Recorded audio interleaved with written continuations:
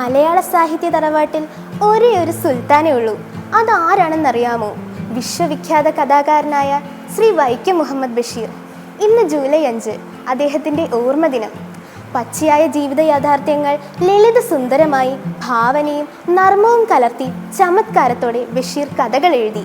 ഒരു സൂഫിയുടെ മനോഭാവത്തോടെ ധ്യാനാത്മകമായി പ്രപഞ്ച സൃഷ്ടാവിനെ ഓർമ്മിക്കുന്നതാണ് ബഷീറിയൻ സാഹിത്യം.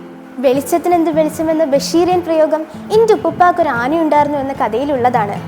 മാംഗോസ്റ്റിൻ മരത്തണലിൽ ചാരു കസേരയിലിരുന്ന് ഗ്രാമഫോണിൽ തനിക്കേറെ പ്രിയപ്പെട്ട സൈഗാളിൻ്റെ ഗാനം ശ്രവിച്ചുകൊണ്ട് ബഷീർ പറയുന്നത് നമുക്ക് കാതോർക്കാം. ദൈവം തമ്പുരാന്റെ ഈ ഭൂഗോളത്തിന്റെ പ്രതിനിധികളാകുന്നു മനുഷ്യർ. സാഹോദര്യം, സഹാനുഭൂതി, സ്നേഹം, അനുകമ്പ, ഔദാര്യം, അലിവ്, കാരുണ്യം എന്നിവകളുടെ സൗരഭ്യം ഈ ഭൂഗോളം നിറഞ്ഞു കവിഞ്ഞ പ്രപഞ്ചങ്ങളിലെങ്ങും വ്യാപിക്കട്ടെ. മംഗളം, ശുഭം.